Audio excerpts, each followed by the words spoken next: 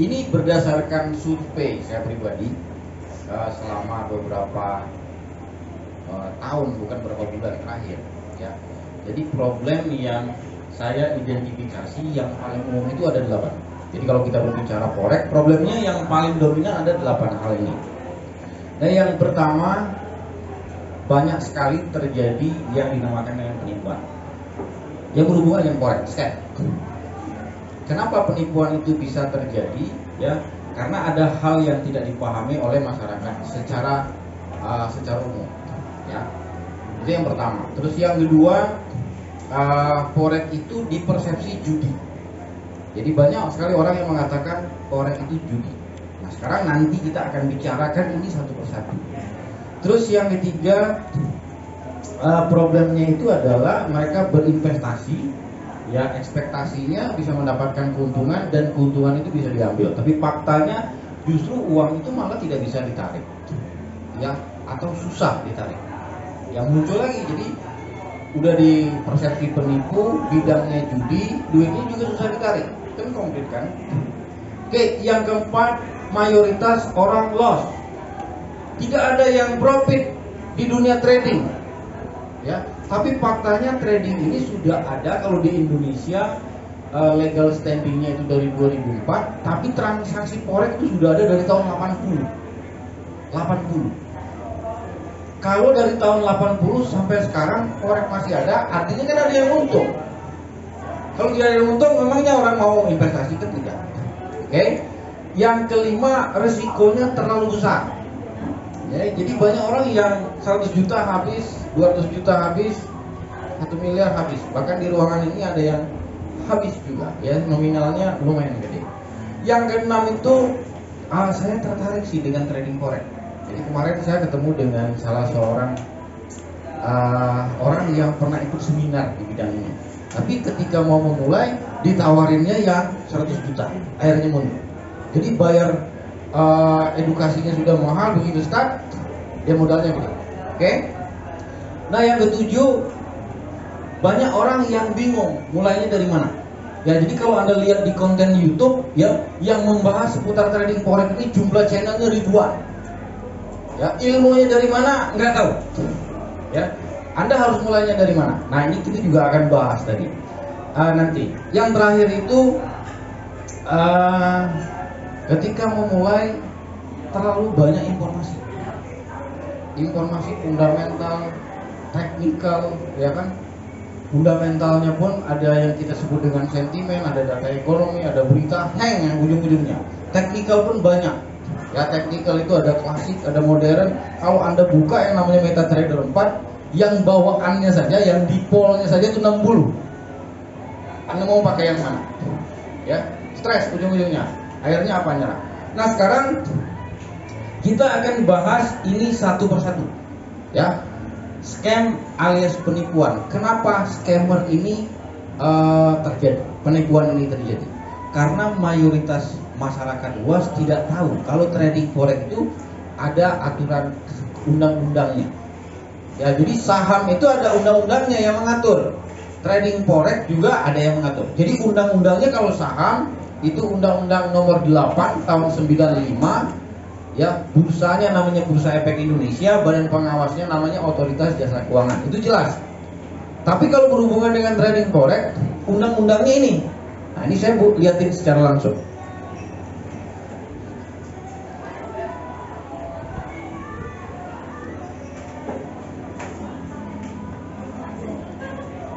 Nah, trading forex itu ini undang-undangnya.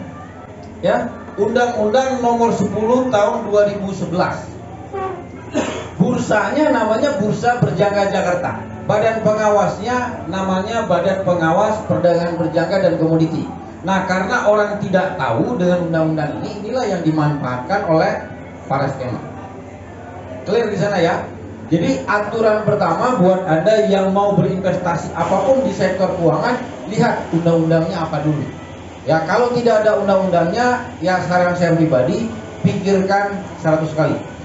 Kenapa? Ya, tidak ada yang dinamakan dengan investasi itu pasti profit. Tidak ada. Ya, yang ada adalah kemungkinan. Kalau ada investasi yang pasti profit, ini kan saya live nih di YouTube. ya, dilihat oleh banyak orang. Saya secara pribadi, saya ulangi sekali lagi, di video saya sebelumnya saya udah ngomong, kalau ada trading apapun yang pasti profit, saya siap jual rumah, jual tanah, ya, saya akan bayar mahal, saya ikuti orang itu. Kenapa? Karena saya pasti kaya, pasti profit. Oke, tapi fakta realnya enggak. Ya, fakta realnya mayoritas orang loss. Oke. Nah, kalau ada undang-undangnya, Anda harus tahu undang-undang ini ada pelaksananya. Nah, pelaksananya itulah nanti Bursa Berjangka Jakarta, yang mengawasinya itu adalah Bapepti. Nah, questionnya adalah apakah TPEPEC ya masuk kategori perusahaan yang undang-undangnya, maksudnya mengikuti standarisasi undang-undang itu atau tidak. Nah, ini saya bukakan detailnya.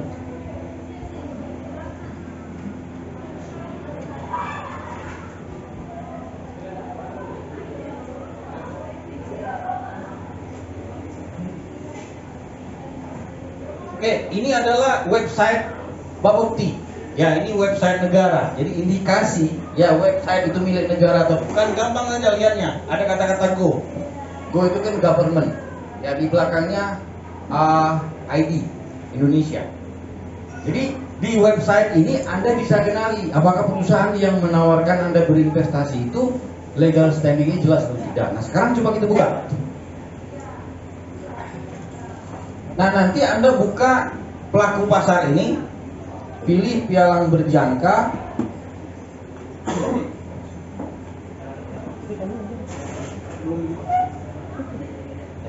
Nah, untuk TPEPEC ini nanti Anda pilih halaman 7.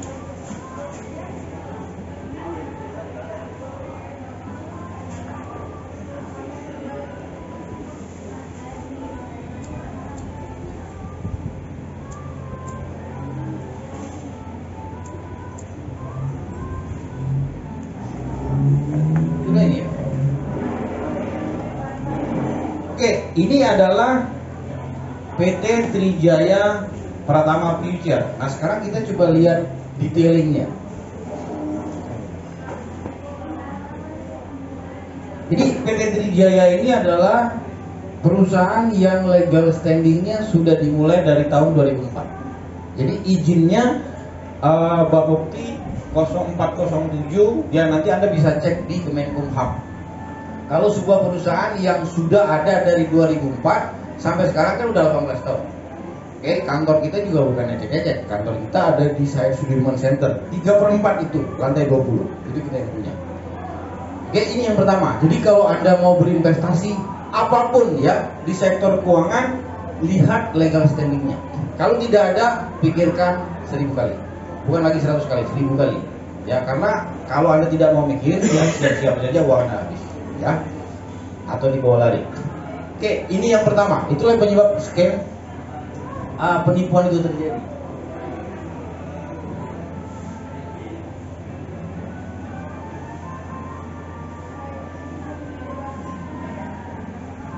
Nah, yang kedua, ya banyak orang mempersepsi forex itu judi.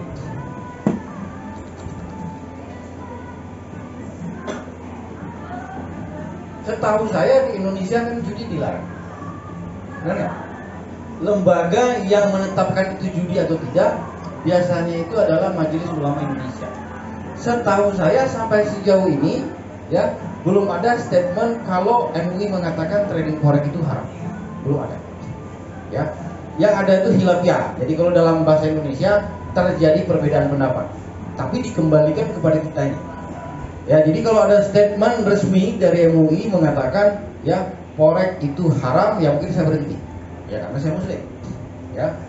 Tapi itu dari MUI. Nah, dari negara sendiri tidak ada undang-undang yang melarang. Ya, justru undang-undangnya mengatakan ya trading forex ini ada regulasi resminya, jelas gitu ya. Oke, clear ya. Jadi standarisasi haram atau tidak, ya individu boleh beropini. Ya, tapi selama negara dan MUI tidak ada resmi mengatakan itu, ya saya masih ikut.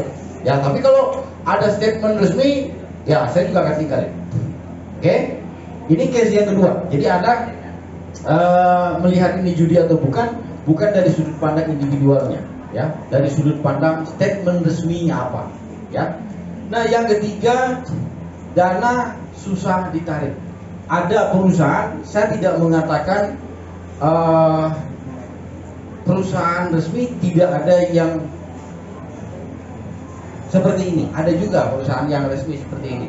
Proses penarikan dananya susah, ya. Kenapa dia susah? Karena prosesnya masih manual. Tapi kalau di TPFX, ya proses penarikan dananya itu sudah online. Jadi Anda sendiri yang ketik. Nah, nanti ini websitenya, ini saya coba liatin ya jelasnya.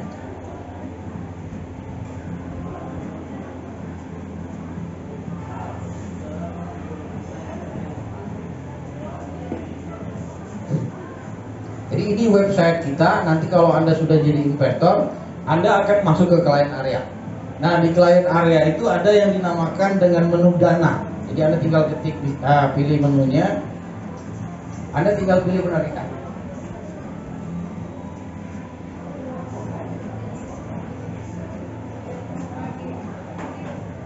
Nah, jadi Anda tinggal isi data ini saja. Menurut pengalaman saya pribadi, ngisi data ini tidak sampai 60 menit. 60 detik. Alias kurang dari 60 detik, Anda sudah bisa menarik dana Anda. Jadi kalau penarikannya di bawah jam 11 pagi, clearingnya hari ini juga. Tapi kalau di atas jam 11, clearingnya satu hari setelahnya. Clear ya? Jadi di TPFX penarikan dana itu gampang, sangat mudah. Oke? Jadi kalau Anda berinvestasi di perusahaan pialang apapun, ya tidak harus TPFX. Yang pertama yang harus Anda tanya legal standingnya. Yang kedua itu apa? Penarikan dananya. Ya, kalau dua ini memenuhi, ya baru Anda boleh ikuti. Nah, ini problem yang keempat. Orang trading forex mayoritas loss. Ya, jadi ada yang mengatakan 10 yang trading, 10-nya loss. Kenapa? Ya, karena yang mayoritas yang dia lihat itu loss.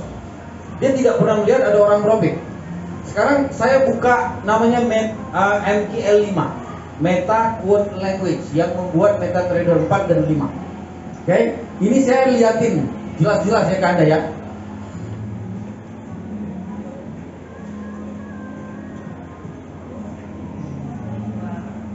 Ini tolong geser ya, pelan-pelan. Ini coba Anda lihat. Oke, stop. Ini profitnya berapa? 1000%, 500%. Itu berapa? 500%. Geser lagi deh. 2.500%. 2.500% ya, bukan 2.500 dolar ya. 3.000%. Oke, cukup sampai situ. Artinya apa? Ada orang yang profit. Ya. Ada orang yang profit di bidangnya. Bahkan jumlahnya bukan ratusan persen, ribuan persen. Nah, logik berpikirnya sederhana, ya. Apapun profesi, bidang yang dipilih di kehidupan ini, bidang apapun itu sebenarnya hanya dinikmati oleh orang terbaik di bidangnya. Berapa banyak pemain bola yang kaya raya, ada berapa persen? Tidak sampai 1%, dikit. Berapa banyak orang yang jadi pebisnis yang kaya raya, tidak banyak. Berapa banyak orang yang menekuni tambang yang dapat untung? Tidak banyak juga, banyak juga yang rugi. Ada keluarga saya yang kolab, saya asli Lahat masalahnya. Ya, karena di Lahat itu banyak tambang batu bara, malah loss, habis. Kenapa itu bisa terjadi? Ternyata kualitas batu baranya tidak memenuhi standarisasi. Kenapa? Karena tidak tahu. Numpuk sekarang batu baranya. Ini ada konsultan batu bara ya. Ketika kaderisasi daripada batu baranya itu tidak sesuai standar, tidak bisa dijual. Anda loss di bidang apapun, penyebabnya apa? Karena ketidaktahuan. Jelas ya?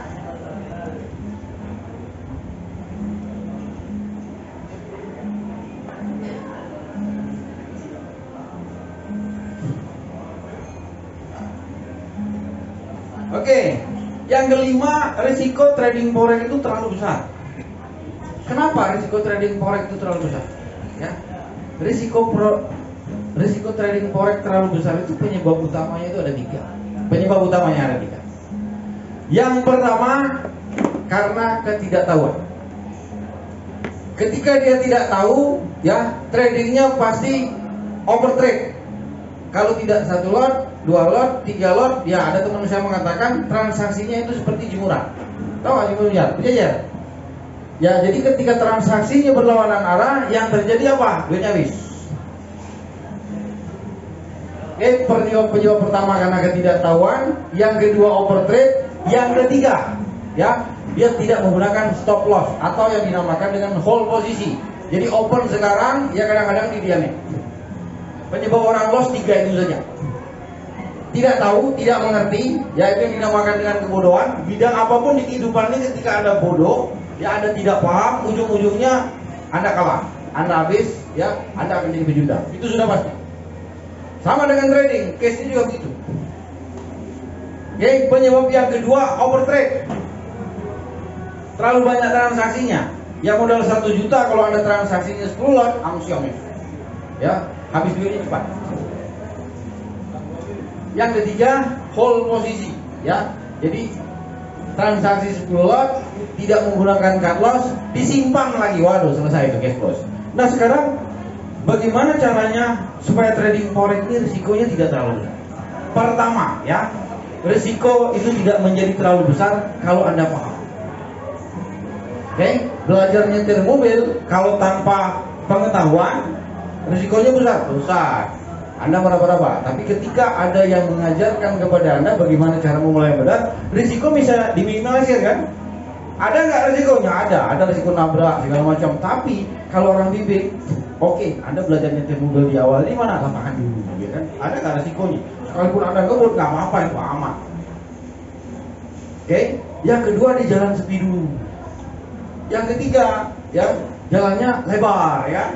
Gitu-gitu, ada step dan tahapan. So kalau begitu, solusi pertama supaya trading forex itu tidak terlalu besar adalah Anda harus tahu dulu trading forex itu seperti apa. Nah, kita dari TPF akan mengajarkan kepada Anda bagaimana cara memulai trading forex dengan benar. Ya, waktunya tidak banyak, 3 kali pertemuan saja. Pertemuan pertama, kedua, dan ketiga hanya 90 menit. Pak, boleh nggak yang 3 pertemuan dibuat 1 kali pertemuan? Boleh. Anda siapkan 4,5 jam. Oke. Yang kedua, supaya trading forex itu risikonya tidak terlalu besar. Transaksi forex itu kan ada yang namanya mikro, mini. Ya, transaksi jangan 1 lot. Transaksinya 0,1 lot. Nanti kita akan ajarkan buat Anda yang belum paham bedanya antara lot reguler dengan lot mini. Yang ketiga, risikonya juga tidak akan terlalu besar kalau Anda menggunakan stop loss. Jadi untuk lebih detailnya nanti kita akan ajarkan teknisnya seperti apa. Nah yang keenam, ya banyak orang yang pengen trading forex, tapi problemnya adalah kurang modal. Pak, saya ingin trading forex, tapi modal saya tidak ada. Ya, padahal di tempat kita untuk memulai trading di bidang ini cukup $300. Kalau Anda $300 pun tidak ada, ya kita kasih solusi lain. Anda bisa berkarir di PT Trijaya. Ya, jadi Anda kerja dulu, setelah dapat duit baru trading sendiri. Nah saat ini, oke, saya ulangi sekali lagi, di TPFX, di Trijaya Pratama Future itu untuk trading itu modalnya tidak besar, hanya $300. Dengan fixed rate 10.000, artinya modalnya kan hanya 3 juta. Kalau Anda 3 juta saja tidak ada, ya kita bisa kasih solusi. Nah kita membuka yang dinamakan dengan open recruitment, ya. Kebetulan itu gambarnya cewek, tapi sebenarnya kita juga cari cowok. Ya, jadi buat Anda yang ingin berkarir di PT Trijaya juga boleh. Ya, Anda akan mendapatkan gaji. Ya, kalau perform Anda bagus, Anda dapat bonus. Yang ketiga, Anda juga akan dapat komisi. Oke, ini solusinya ya. Nah, ini case selanjutnya. Ya, problem seputar forex. Bingung mau mulainya dari mana? Ya, jadi saya punya analogi begini, ketika Anda berbisnis, Anda mulainya dari mana? Ya, bisnis apapun itu dimulai dari Anda memahami bisnisnya dulu. Ya, jadi kalau kita sebut dengan bahasa umumnya, kita meriset terlebih dahulu.